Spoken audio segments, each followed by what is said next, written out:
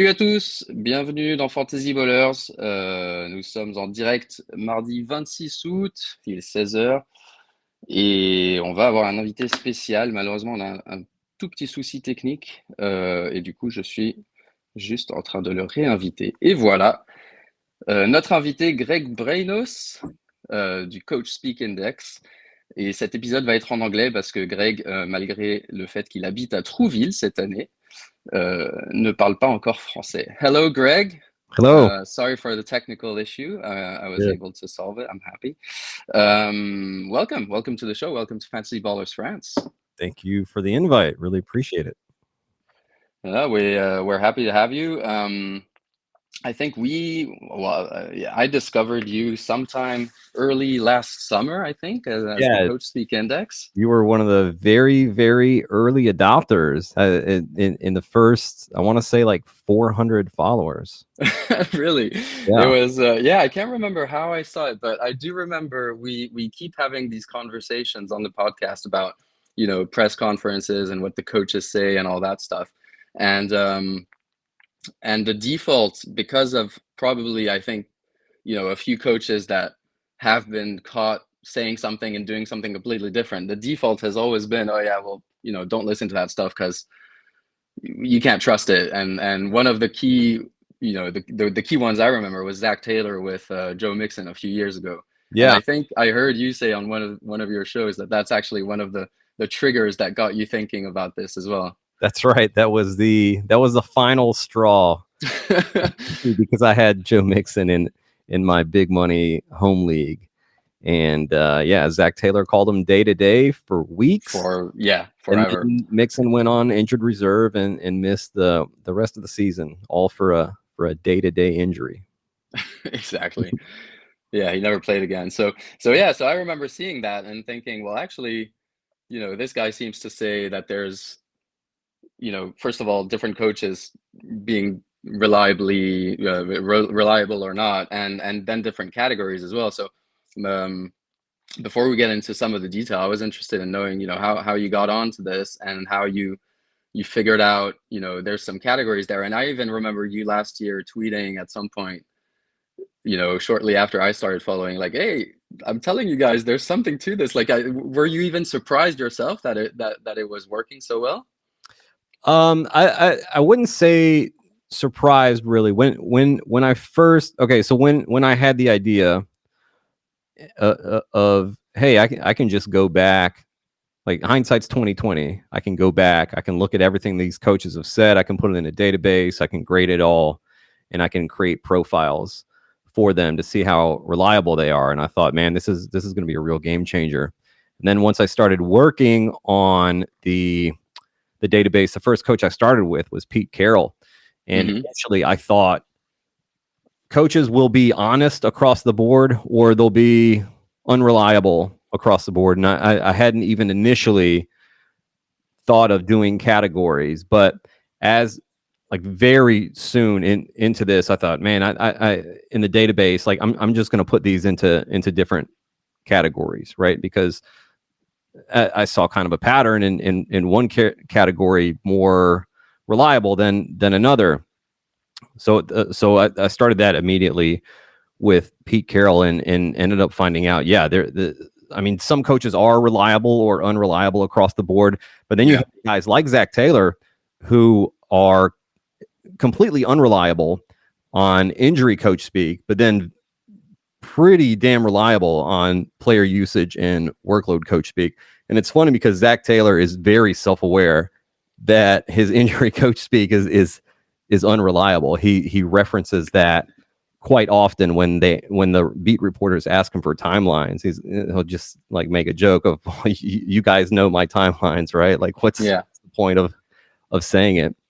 So that the splitting it up across 4 different categories helped a ton, and it was just so fun to build this, especially with starting off with Pete Carroll. Man, like what a coach to start off with.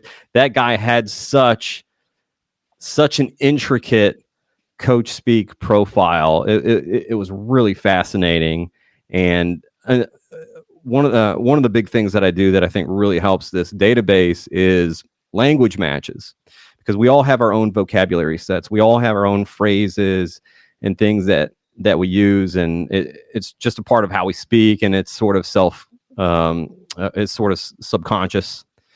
And with Pete Carroll, so a couple things. One is during the off season and training camp, his injury coach speak was very reliable. But then once we get into the season, his injury coach speak was unreliable. And that flipped for player usage and workload, where during training camp it's unreliable, but then once we get into season, it's you can actually trust it. Yeah. and he had certain phrases, like when he would say a player has a good chance of suiting up during the season, they were less than 50% to suit up. But when he says that they have a really good chance of playing, then it gets up into the 80% range. Just really, really fascinating stuff. And I'm kind of sad that he's gone now. That's incredible. I heard on one of the podcasts, because you've been doing the rounds all summer. Yeah, I feel like when I suggested you come on in the spring, and you were like, yeah, sure, I'll do it at the end of the summer when I'm back in France. And I was like, cool. And then I heard you like pretty much on all the podcasts I listen to, Fantasy Life, JG Zacharyson and all those guys. I'm like, he's not going to want to come to our show with 5 followers. But I think on one of those shows, I heard you had a bit of a background organizing poker games or playing poker. Is that a trait that you think helps you analyze some of these tells as well, like in their language or in the way they present whatever they're doing? Yeah, for sure. So that is another thing that I have been doing is I have a separate database where I track poker tells from the head coaches, and it's helped a ton.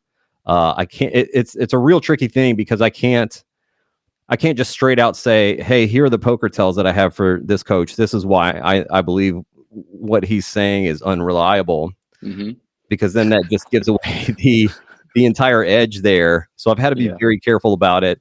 I have like spilled the beans that I have, I don't have poker tells on every single coach. I have it on about half the coaches right now.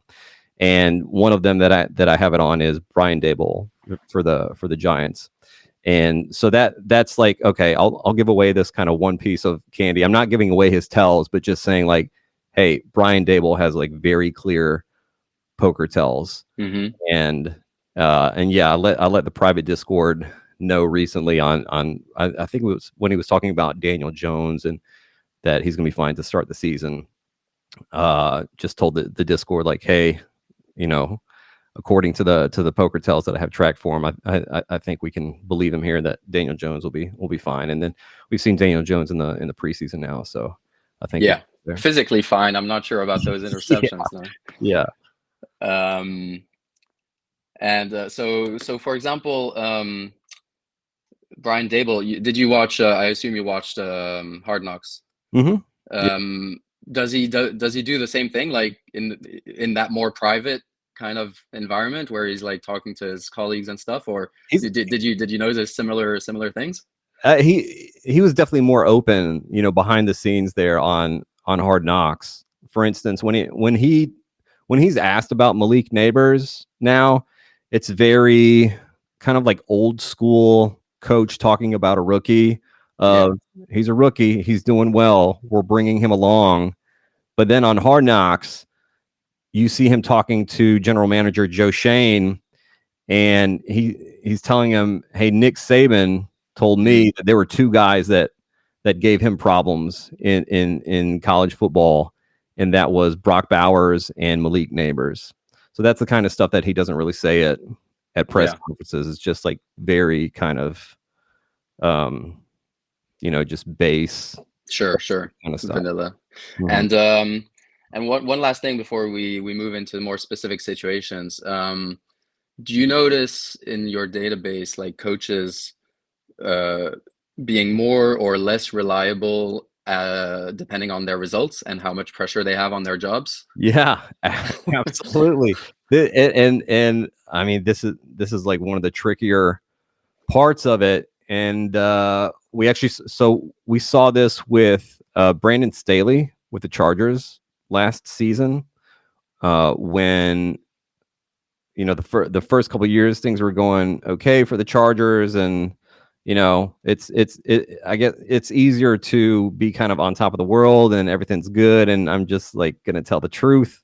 But last season, when he's on the hot seat and he just turns the gamesmanship up to 100 there, right? And same thing happened with Brian Daboll last season, where get off to a real bad start, things aren't going well, and all of a sudden here comes the gamesmanship. Oh, Saquon Barkley, he's a fast healer. Don't count him out for this Thursday night, even though he's not going to play for another like 2 or 3 weeks. Yeah.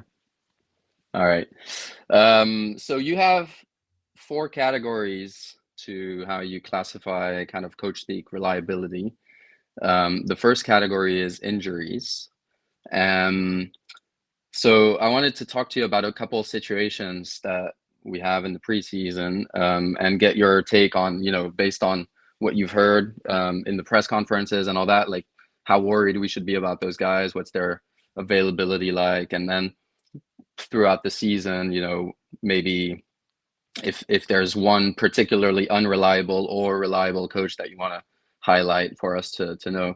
So some of the running backs like Jaylen Warren, which is a really interesting situation because they're one of the sleepers that is often referred to with Najee Harris and in that Arthur Smith system.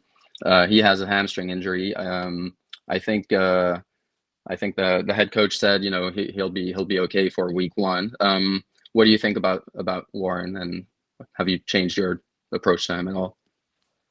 I mean, dropping him a little bit in the ranks, but not too much. I mean, Warren himself is saying that there's no question that he'll be available week 1. Tomlin said that it's not a long-term concern. Now, Tomlin has a 70% reliability rating, which isn't great. That's kind of approaching the danger zone, which is kind of 65%.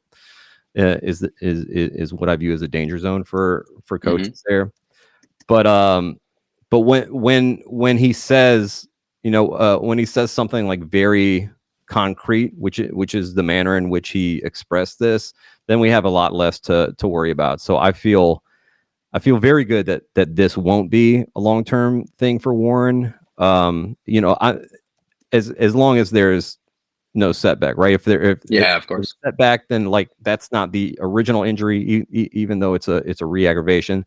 Like nobody can predict a setback occurring, but as long as there's no setback, I feel very good about him being available early in the season. Maybe he doesn't get a full kind of workload in week 1, and possibly he's not available in week 1. But as far as it being a long-term thing, I'm not concerned about that. So I would love to kind of scoop up any value that's there on him for he's kind of dropping into the hundreds now. Yeah, absolutely. He's the reason it's my first question is one of the players I have the most, I think, in some of these redrafts. We've got a couple stars as well: Jahmyr Gibbs, Christian McCaffrey. I think also the consensus is they'll be okay week 1. Any concerns there as well in the press conferences? No concerns there. Those 2 coaches are 2 of the most like honest, blunt coaches, especially when it comes to injury Coachspeak. Dan Campbell has a 90% reliability rating. Kyle Shanahan has an 85% reliability rating. So not worrying about those guys. Great. And so a couple kind of longer term injuries like TJ Hawkinson. So you just mentioned Dan Campbell. Has he been saying, I think, at some point we were saying he might even be ready for the start of the season, which seemed at the time like a stretch, and now even more, but maybe, weeks 5, 6 around there, maybe after their bye week. But what's the latest on that? Yeah. So Kevin O'Connell, he is, he's reliable. And he says that TJ Hawkinson is ahead of schedule, which I believe. But he's also saying at the same time, we are still going to be very, very careful about this. And this is just the way that the Minnesota Vikings operate. We saw this last season with Justin Jefferson with the hamstring. He's out multiple weeks A lot of other teams would have brought their guys back by then. Jefferson could have come back, but they want to, the earlier you bring a guy back, even if he's available, right there, it's like Sean McVay talks about. There's a difference between return to play and return to performance. And when you're coming back from an injury, especially a bigger injury, you want to lower that re-injury risk percentage as much as you can. And Hawkinson actually talked about this on a podcast about a month or so ago, how they told me if I come back week 1, 25% chance of re-injury risk. If it's week 3, it's 15%. So the Vikings have a week 6 bye. What I think could happen, well, obviously, if whether or not they start him out on the PUP list is going to tell us a lot. Sure. Or like 4-week injured reserve will tell us a lot. But they have a week 6 bye. So what I think will happen is they possibly place him on IR for 4 weeks, activate him in week 5, and then they have that 21-day window to play him, which is exactly what happened with Justin Jefferson last season. Is they took him off IR, I think a week before their bye week. They didn't play him that week. They let the bye week come. That's an extra week there, and then they played him after the bye week. So I think that's probably the most likely scenario, is that we end up seeing him in week 7. But definitely not expecting him to come back any later than that. And there is still not a great chance, but there is a chance that we could see him, as early as, weeks 3, 4. Yeah. And I guess the good news there, if he does wait until after the bye week, is that it does, reduce the risk of re-injury, or, even if it's not ACL, because the ACL is repaired, but anything else, right? Like you need to recondition and make sure that you have the confidence to play and everything. So we do see quite a few guys come back way too early, and then you lose them for even longer. So I'd like them to play on the safe side. Right. Another guy that we liked, kind of as a rookie, and with possible playing time, Marshawn Lloyd, for the Packers. He also has a hamstring injury. I haven't seen much discussed about that. So I was wondering, like, is it similar to the kind of the Jaylen Warren situation, or are they a bit more worried because he's a rookie and didn't get much playing time in the preseason? Right. He hasn't gotten much playing time. Matt LaFleur does not love that. Yeah. They really talked him up. Like they really wanted to use him quite a bit this season, and we just don't. I mean, they don't know when he's coming back. On the 24th, 2 days ago, in the post game press conference for the Packers, Matt LaFleur said, or they asked him when AJ Dillon, who has a stinger, and Marshawn Lloyd, if they'll be available week 1, and he said to be determined. So they don't. At least if they do know, they're not telling us anything. Yeah. Final word on your favorite guy, the coach from the Saints, forgot his name, Dennis Allen. Oh my God. With Kendra Miller. Are we ever going to see Kendra Miller on the football field this season? I mean, what's going on there? We might see him on the market here. Yeah. Might see him on the waiver wires. It's pretty unbelievable. That guy hates his players, it feels like. It's a tough situation. I mean, Kendra Miller really does seem like he fits a Kubiak system so well. Just really, really talented runner, good vision, speedy guy. Also has good pass catching chops. Just a real unfortunate situation that he's not able to see the field. Yeah. He had some opportunity last year and got injured as well at the beginning of the season. Then he played really well at the end, and now he's missed the whole summer basically. Yeah, it's not a great situation. No. I hate it for him. He's because he is super talented. All right, moving on to the second category, which is depth chart coach speak. So you have two categories, one that's kind of usage and workload, one that's depth chart. First of all, how do you like define those and kind of separate them? Because they, in a way, seem a bit similar, but in another way might be very different. So how do you separate that? Yeah, they do tend to cross over sometimes. With depth chart, it is, hey, this is our QB1. This is the order of the running back room. That sort of thing is more depth chart.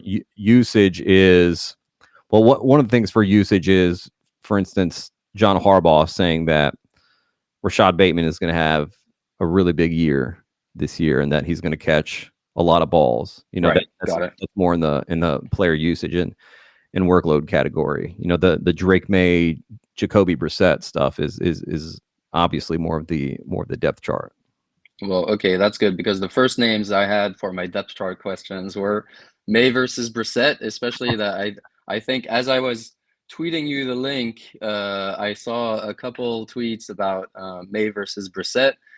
Yeah, all summer it was kind of Brissett will probably start, but we're not too sure. We'll bring May up, you know, as it comes. And then now Brissett got an injury. May's been playing pretty well all summer. And I think for the first time, Mayo said, yeah, May's been kind of outplaying Brissett, but it's still a competition. So yeah, what do you make of that kind of change of tone? And do you think we'll see Drake May maybe week 1 at this point? It's very, very weird the way that they've been talking about this. I think the offensive coordinator Alex Van Pelt wants it to be Jacoby Brissett. He's talked about, like, Brissett knows the system better, like he has more tools, or at least more refined tools. We know obviously that Drake May has more actual tools in his bag as a quarterback, you know, especially with the running that he can do, that we saw on display last night. But, you know, Gerard Mayo has been talking a lot about, well, you have to look at the entire body of work for Brissett when people are asking about Brissett versus May for QB1. And then last night we get Mayo saying that they ask him a question of, if Brissett gets hurt during the regular season and he's a starter, is Drake May the next guy that goes in? And Mayo says, well, I don't know. I mean, he's our second best quarterback on our roster right now. And he's also been saying this thing all offseason of, we're going to play the best players. So that makes you think that Brissett is still the QB1 in his mind. And then today, on a radio show, he says that, what I will say, this is a true competition, and I would say at this current point, Drake has outplayed Jacoby. And then again, he references the full body of work going all the way back to the spring and beginning of training camp, which is an odd thing, because, like, why would you base your decision on what happened at the beginning of training camp and in past seasons in the NFL when you see, like, this is how they are performing right now? Okay, like we've seen 2 games in a row of Brissett, who's like a pretty average quarterback, right? And Mayo has said that it doesn't matter the state of the offensive line, like that is not going to play into who the starter is. So, you know, just basically because we have a bad offensive line doesn't preclude us from playing Drake May as from putting him as QB1. Just a real odd situation all around. I think they really, really want it to be Brissett. They have this development plan that they keep referring to, that to believe that they want it to be May, but kind of down the road. Yeah. And who knows how many weeks away that is. But whenever they're asked about stuff, it's like, this is all according to the plan. You know, when they play Drake May 3 plays in the first preseason game, he says, yeah, this is just part of the plan, and we didn't want to play him anymore, because the first string offensive linemen were out. Well, okay, well later you say that the lineman Doesn't matter. isn't a big deal. Also, why can't you just leave the offensive lineman out for another series? You know, you're the head coach. You're able to do that. Yeah, just very, very odd vibes around this. Mayo is definitely coming off as a very boomerish head coach, and I wouldn't love that if I'm a Patriots fan. Yeah. Next one I had was Justin Fields and Russell Wilson. I do think Drake May will play by week 5, though. By week 5, okay. By week 5, gotcha. I think he'll be the starter. I think, I think you're right. He's probably forcing himself on the team anyway. Even if they did have a development plan and wanted to wait, it's going to be like, well, you know, this guy seems more ready than we thought, maybe. And with the number 3 overall pick, exactly. Obviously, I mean the way that Mayo and Alex Van Pelt are talking, it's almost as if they didn't want Drake May. Yeah. You know? So like maybe it's a Robert Kraft thing, and if it's a Robert Kraft thing, then we probably see May on the field sooner than the coaches want. Yeah. And they have a rough schedule to start. I don't see Jacoby Brissett like being the guy that can win a bunch of games for them. Again, Drake May has just like so much more in his tool belt. We've only like really seen him for these 2 preseason, these last 2 preseason games. He looks very good. Yeah, very, very good. He looks like a top 3 pick. Yeah, totally. He looks comfortable, and for fantasy, he has some good rushing upside as well. Yeah, big time. But his team, one of the messiest in the league as well. Like if we're on on depth chart, actually the Patriots receivers was also something I was going to ask you about, because they don't seem to be pushing their rookies too high either, or at least not Javon Baker, maybe Polk a little bit, but both rookies seem to be kind of, you know, taking a back seat for the moment. Maybe there's beat writers are saying, yeah, maybe they're not developing as fast as they wish or whatever. They don't have many other options there. Kendrick Bourne coming back from injury, so I'm not really sure who's going to be playing for that team. Yeah, I mean they do really like Jalen Polk a lot. They talk about like what a hard worker he is, and he does all the dirty stuff that you want your receivers to do on the field, like really good blocker. The way that they talk about him, and also the player that he reminds me of as well is Jacoby Myers, who, you know, of course they're very familiar with there in New England, like a guy who would just block his ass off, really good receiver, you know, good hands, good at finding kind of open spaces in the defense, and really, really nice moves too when he gets the ball in his hands. We saw a couple preseason games ago when he caught the ball on the sideline. You know, you have the sideline as a defender there. Somehow he's able to make 2 guys miss and get extra yardage out of that. So really just a fantastic player with high draft capital. It would be a real shame if they were to run guys like KJ Osborne and Tyquan Thornton ahead of him. But that's another thing that I've been trying to square as well, is that you know, and maybe it's just the second string thing. We have seen Polk run with the ones, but we see when Drake May is in the game that Jalen Polk is in the game, and they've established a real connection in training camp. May has with Javon Baker as well, and I mean we see May put the ball like right there on Javon Baker during the preseason a few times. You know, had a drop or 2, and then had one last night that was like just out of his reach, where Baker was complaining about being held. Maybe he was held, and that was the difference. But he's just got to catch those balls when they get thrown to him. If he could do that, you know, then maybe we see what we were hearing about in camp earlier, you know, a month or so ago, when it was the Javon Baker show in camp. Yeah, absolutely. You don't get many chances in this league. That's the problem. You make mistakes and have to wait until the next season. A couple others. I know we had a debate amongst ourselves in the team about the Titans. running backs between Mhm. Tony Pollard and Tyjae Spears. They've been referred to kind of 1A, 1B, 50-50 interchangeable, all that.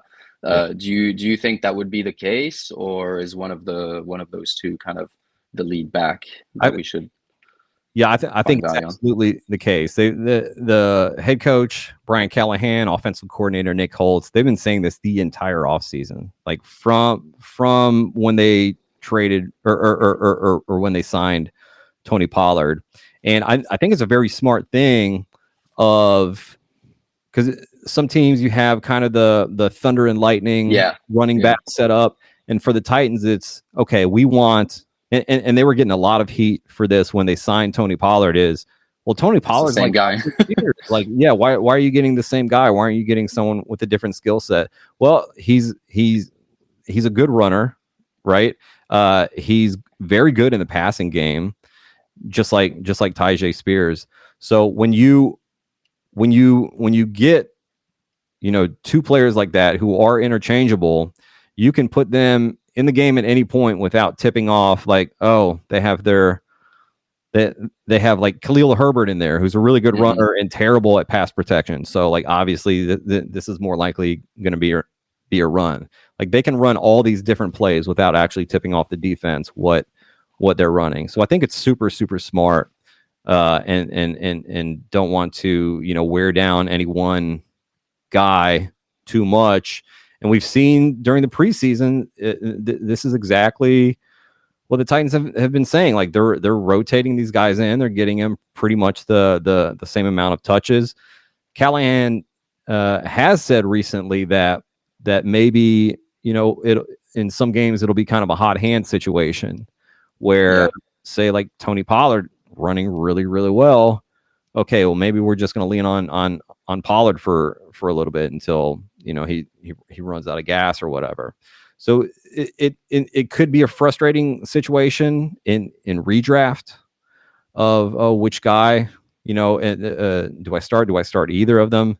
And best mm, ball, like to me, it's just not a problem at all. We're going to see spike weeks from both of those guys, and they're going pretty late. And it's not like NFL backfields these days are our workhorse backfields. There are so many of these backfields where it's pretty much 50-50 yeah, yeah, timeshare running back by committee. Like you look at Chicago, you look at Dallas, you look at Cincinnati, like how many actual kind of workhorse situations do we have here? And I like those two a lot in fantasy. First of all, I think Callahan is a sharp guy, and we've seen them scheme out like some pretty nice plays during the preseason. And of course, like they're not showing off their entire bag of tricks there, but I think this will be a pretty decent offense, and they're going to pass to the running backs quite a bit. So if you're playing in a PPR format, then that's even better for you. yeah, yeah. You mentioned Cowboys running backs. Anyone kind of moving ahead in the depth chart, or is it going to be kind of we don't know at the moment, or maybe a surprise a surprise free agent move at the That's last minute? Yeah, that's possible. Um, I don't know if they'll make that kind of move. They do seem very happy with the running backs that they have there. I think we probably see Rico Dowdle lead Yeah, the team in total yards from the backfield. I am a little bit concerned of okay, well, how much of the goal line work does Ezekiel Elliott take away from him, yeah, and how much do they get Zeke involved? But when they asked Mike McCarthy of, hey, do you expect the same Zeke this year as you've had in the past? And he kind of laughed at it. Like it's not the same guy.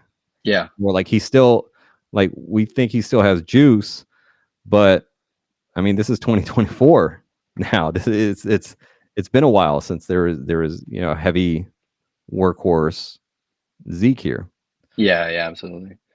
Last one I had for the depth chart, the Packers receivers. I know the head coach said he say he wants to vomit every time he Yeah. hears WR1. Yeah. Um, So that's what he says. Is there a WR1 in that team? Is it, situation based? Is there one that you're targeting in fantasy based on their cost? Yeah, for sure. As far as like a real wide receiver one, I think there are clearly two wide receivers there that are more talented than the other wide receivers, and who are more complete wide receivers, and that's Jayden Reed and Dontavian Wicks. So I like those two guys a lot in fantasy.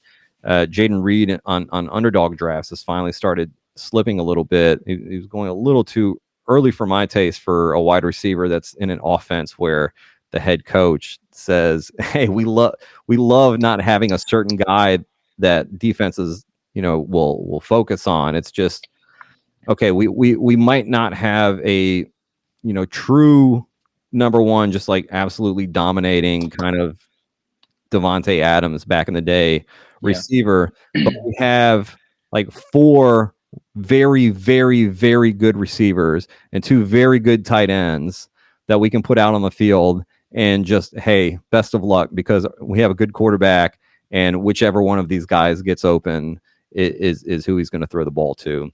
Now Dontavian Wicks is the cheapest of those four, and I think he's one of the most talented. And last year we had Matt LaFleur talking about him and kind of comparing him to Devontae Adams and how good he is and how the sky is the limit for him.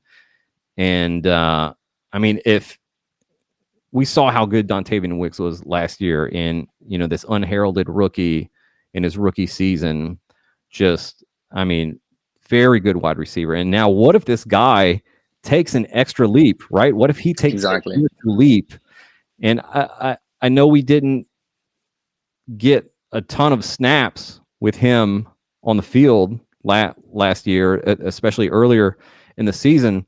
But if Dontavian Wicks takes another leap, like, how are you going to have him on the bench? How are you not going to incorporate him and fully into the offense and make him a very big piece of this offense if you have basically the next Devontae Adams here? Like, you don't put Devontae Adams on the bench. So, yeah, Jayden Reed, very, very talented receiver. Dontavian Wicks, also super talented receiver. Like both of those guys a lot, but Wicks is going like 5 rounds later. Yeah.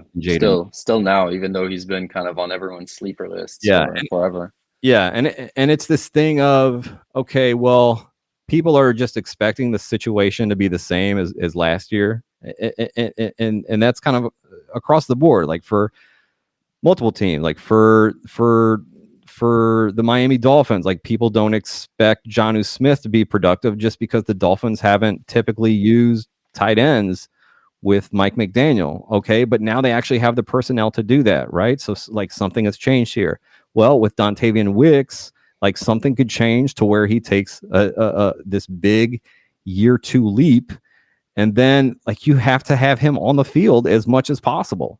Yeah. And if you have a superstar out there on the field, he's going to do superstar things. So I don't know as far as like a percentage of, hey, I think he'll end up as like the true wide receiver 1. I think he's going to smash. I think it's very, very possible. And when he's going as late as he is, that's a much smaller risk than you have to take with a guy like Christian Watson or even Romeo Doubs, who's going ahead of Wicks. But I mean, Doubs really messes up this thing as well, because like he has a very locked in role as this X receiver who's just, running downfield, and we know how much Jordan Love loves Romeo Doubs. So yeah, very, very, very murky situation, but murky situations are often how you end up winning leagues, right? Like these ambiguous situations, like with the Broncos backfield, right? Like picking the right guys there will go a long way towards winning your league.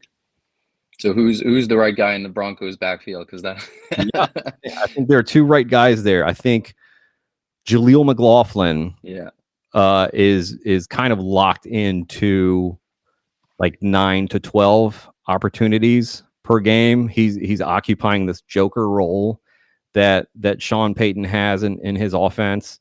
And he has talked about McLaughlin this entire offseason, like really, really talking him up.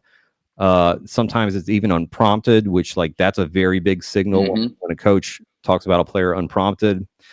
Just loves the work ethic, doesn't care as much about Jaleel McLaughlin like not being that great in pass protection. Just saying that, you know, we don't need him to always stay back and pass block. We just need him every once in a while to like chip a guy and keep them honest. But, you know, going back to last year, Peyton would talk about just how tough it is to have him back in pass protection against blitzing linebackers because he's like 185 pounds or so. But this preseason, so last year we saw them use Jaleel McLaughlin mainly on the perimeter, right? Like they're doing tosses. They're passing him the ball out in space near the sideline. And this preseason, we have seen them run him in between the tackles. We saw them give him a carry near the goal line.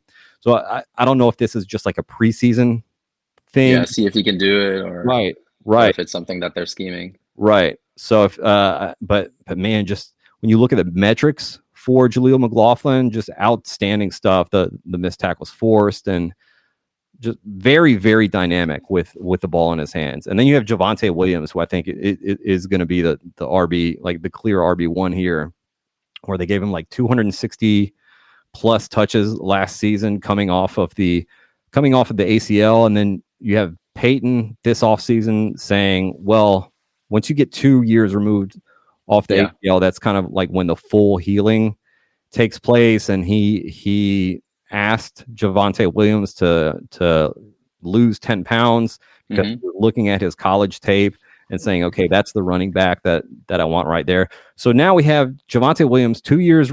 We have Javonte Williams, who they gave 260 plus touches to, 1 year off the ACL. Now he's 2 years off the ACL. He looks better. He lost 10 pounds. He slimmed down. Like, how is Sean Payton not going to give him 260 plus touches again this year? Yeah.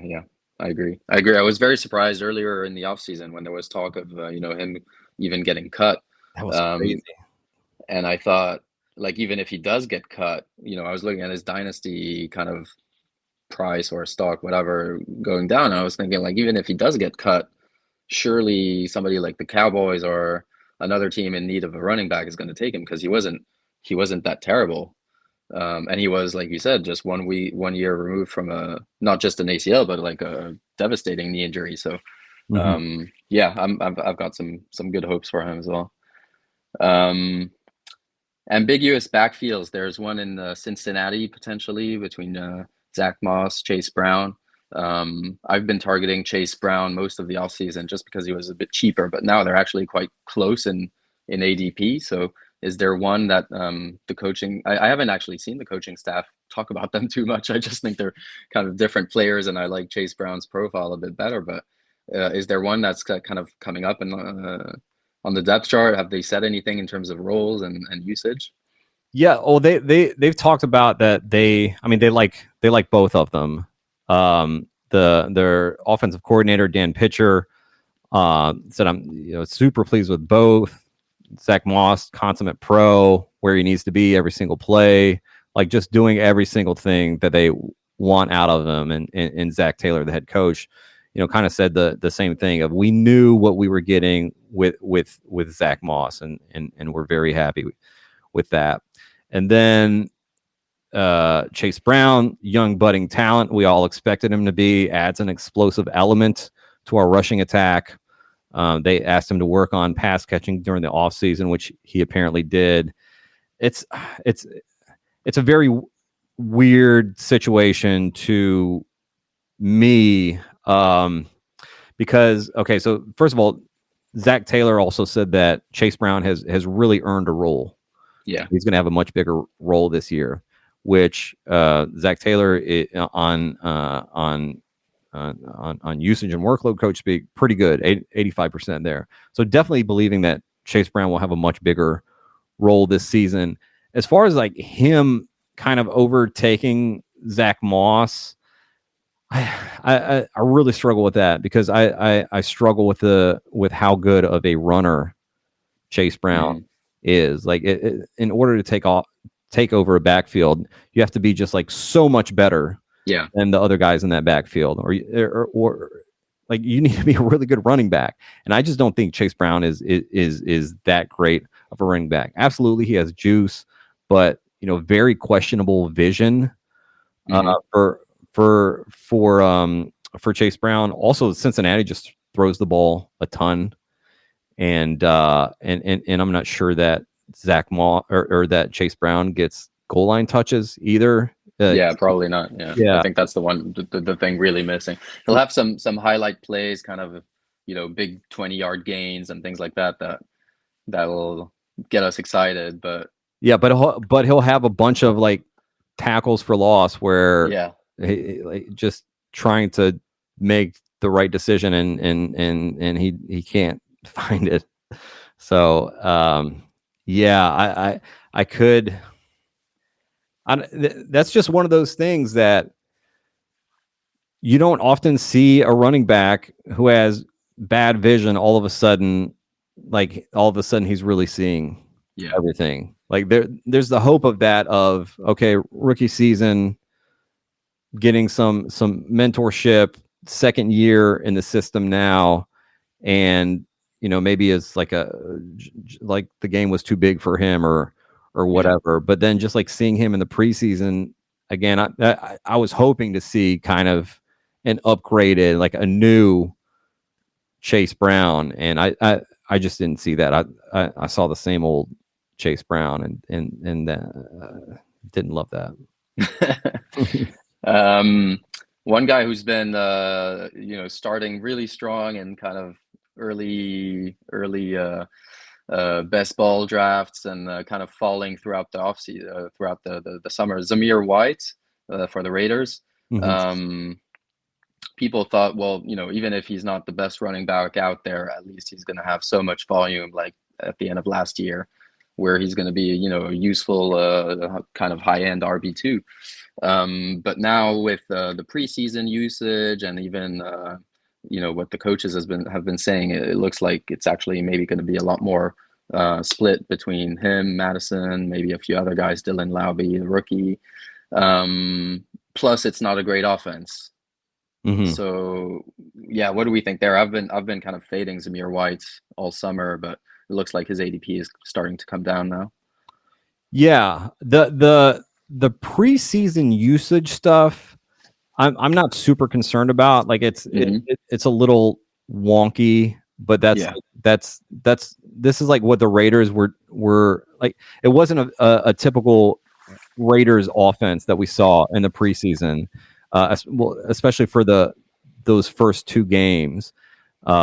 Antonio Pierce just and this is especially true in the second game, where Antonio Pierce wanted to throw the ball a ton so he could get an equal evaluation of Aiden O'Connell and Gardner Minshew. So we saw them each throw the ball 20 plus times in that second game, and not really run the ball much there.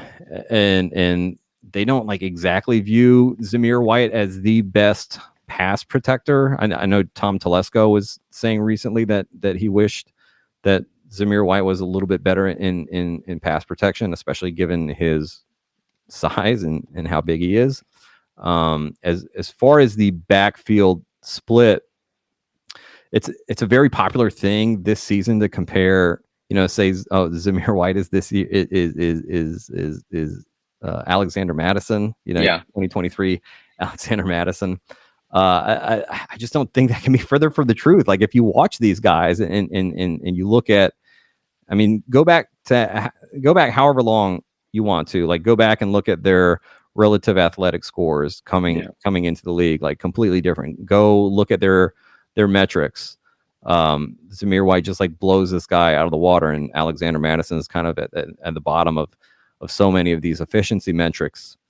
And he's just a much better running back. And Alexander Madison, some real ball security issues, which the Raiders, this was why they made Gardner Minshew the starter, was the ball security stuff. Aiden O'Connell threw that pick six, and that just Antonio Pierce off because he was hoping that O'Connell would be able to kind of just like claim this job. And they talk about ball security just nonstop, how important it is to them. And then we have the Minnesota Vikings head coach and offensive coordinator take like subtle shots at Alexander Mattison this training camp when they're talking about their running back room and how important ball security is to them and like how they think it's gonna be better this year now. Yeah. So I mean, that's like already kind of a big edge for Zamir White right there. And then you have offensive coordinator Luke Getsy talking about like, and general manager Tom Telesco as well, just talking about like, oh my God, like the speed that Zamir White has, like coupled with the size that he has, like Luke Getsy said he's just a different cat, like altogether just a different kind of running back. And he said that I can't wait to see guys bouncing off of him. He's just a much better running back than Alexander Mattison. It would be very, very, very dumb for the Raiders to use Alexander Mattison at the same rate that they use Zamir White. Now, what you said about the offense is the best point here. It's probably going to be a pretty bad offense, you know. So that's the thing that kind of tempers my expectations for Zamir White. Like we can see him get 250 touches and, you know, not produce too many fantasy points because he's not catching the ball a lot, which, you know, quick point on that. People say, oh, he's not a pass catcher. Like he can't catch the ball. That is absolutely not true. You go back and look at his targets last season. He had something in the, I want to say like high 20s or something range of targets, but he didn't have a single drop, and he had a lot where he had guys draped all over him when he caught the ball because they were just like little 5-yard dump offs when the quarterback was under pressure. Guys just like draped all over him, still, you know, catches the ball, secures it, and goes to the ground.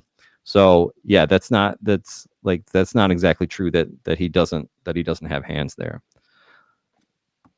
Yeah, so who knows? Like early on in when we started this show a few years ago, we had a guy who used to say, you know, you don't need to be the prettiest dude in the bar, you just need to be the only guy in the bar. and Zamir White is a bit like that.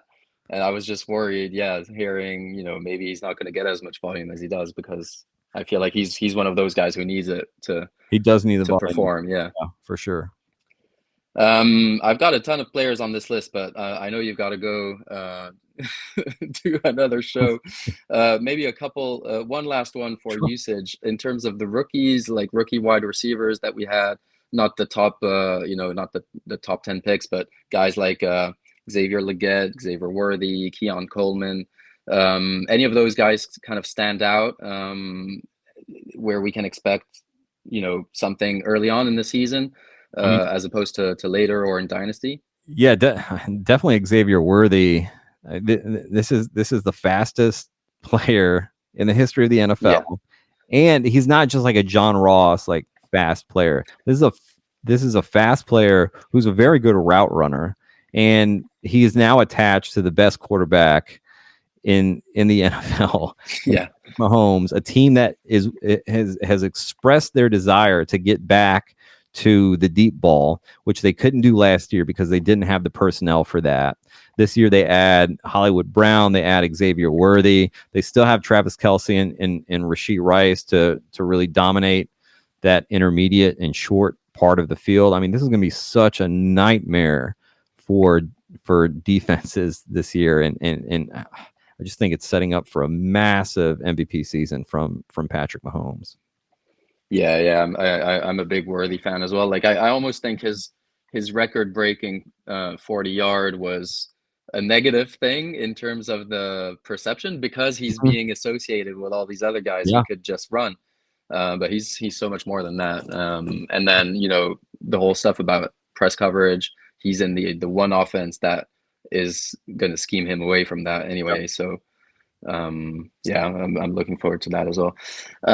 Last category that you've got is transactions. So I'm not going to keep you too long on that one, but we have two things. One is a couple three receivers in the top kind of 2-3 rounds. CD Lamb, Jamar Chase, Brandon Ayuk have practiced but not played or been with the team much all summer. At what point do we become worried about this? Is it going to affect, their performance in the early weeks? Is this going to be like, back? No, I'm not thinking a year like when Le'Veon Bell didn't play the whole year. I think they've learned that that's not going to work. But maybe one where a bit like Jacobs last year, where he did show up, but actually didn't perform anywhere as good as he did the previous year. Are you what are your thoughts on those guys? I mean, we do see that a lot with running backs, but like these three guys are just such elite talents, and it's not like they're not working out or whatever. Like they're still working out. They're still keeping in tip-top shape. So once these deals do get done, that they're ready to go back onto the field. Obviously, you'd rather they be there for the entirety of training camp and getting all these reps in. But it's not like new systems. Exactly. I think that's the key thing. Learning. Yeah, it's like it's the same system for all three of these players. Yeah, I mean it's not ideal, obviously, but they'll get there. These things happen every year, and they just like always end up getting ironed out. So I think the biggest fear is that Ayuk gets moved to a different place like Pittsburgh, which would not be great for his fantasy, or at least not as good for his fantasy value as him being with the Niners would be. Sure. Yeah. So that's the only thing to look out for if they do move. Yeah, we got to put Pretty Ricky's wrong on this Steelers thing. And last one, since we have roster cuts tomorrow, I think. Any prediction that you have on a surprise cut or something that we might not expect? Because every year there's a couple of guys like we're like, wait, what? Like they let that guy go. Is there anyone that comes to mind? You don't have to have one. I don't know about. I would think like probably Kendre Miller is the closest to sort of surprise, which in a way it would be a surprise, and in another way it wouldn't, just because Dennis Allen has been so public about his disdain for Kendre Miller. But it would be. I'd be very interested to see which teams go after him if he were cut. Yeah. All right. What's next for Coachspeak Index? Are you going to do front office index? I heard you say beat writer index. Beat writer index. I'm talking about it right now with someone, and it's very possible that we build this and it gets underway, and it'll probably take a while before it's ready for launch. It's a lot of information to go through, but I think it would be super helpful just when a Denver Broncos beat reporter says that Javonte Williams isn't going to make the roster, that he's in danger of being cut. We can say, okay, well, 60% reliability rating for this beat reporter, and here are some examples from the past of when people that he thought were going to be cut that ended up. Yeah, because I feel like that's always the thing, right? Like you say a bunch of things, and then whenever it does happen, you say, "See, like I was the first guy to tell you this and that," but it's like, yeah, but you also said all this other stuff, right?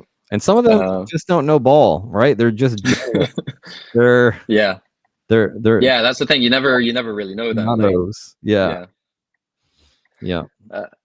And so the last one, if we do this podcast again next summer, are we able to do it in French or not? Man, I wish. Probably not. I was doing a good deal of Duolingo today and kind of building the vocabulary and everything back up. But I mean, we've hit the part of the season where it's 80-hour work weeks. Well, yeah, that's the thing. And you're listening to press conferences all day. Yeah, that's all I do all day. So I I get up in the morning, I have my breakfast, and then it's press conferences for like the next 12 hours, man. It's a lot. So I don't have time for like hardly anything else. And that includes, unfortunately, 15 minutes of video every day. Yeah. I need some sort of like Neuralink. Yeah, exactly. Yeah. Just implant. Yeah. All right, Greg. Well, thank you so much for your time. I know you've been super busy. Well done. Congratulations on the Coachspeak Index. It's really cool. We love following it. One of our guys was saying, how do you want us to keep winning our leagues if you keep revealing to everyone where we're getting the information from? That's one of the tough obstacles now with Coachspeak. Yeah, is making sure all league mates know about it. Yeah, exactly. So, well, even for us, like when we say, we do, so we organize a bunch of leagues to kind of bring people together, because in France, it's very rare to have 12 people who enjoy fantasy football to start with, even less fantasy. So I think we've been pretty successful at that. But then I'm always saying, well, we're not just leagues. We also give advice. We do podcasts. We try to do all this stuff. Like, can you guys share what we say, or are you just trying to hide it? Yeah, that's so the new edge now for Coachspeak Index is the private Discord that we have, which is linked in our bio. Like I said, I'm watching 40 plus hours of press conferences every week. I can't tweet out every important note from every press conference. So and if you'll notice, you probably noticed that there's not quite as much going on the Twitter nowadays. That's just because like every single press conference, I'm just like typing these notes, putting them into the private Discord, and like guys like Carson Steele, who we're hearing about now. Yeah. I had that information in the Discord like 2 weeks ago of Carson Steele and what they think of him. I need to get myself on that Discord, because I suspect one of our league mates must have that Discord, because he suddenly added Carson Steele in like 3 dynasties, 24 hours before anybody had heard about him. Yeah. So yeah, maybe that's what he's got going on, and he hasn't been sharing it. He wants to share it, man. It's an uphill battle. Awesome. Well, thank you so much. Good luck with everything. Thanks for coming on, and we hope to speak to you again soon. Absolutely. Really appreciate the invite. Y'all have a great day. Thank you very much. Bye.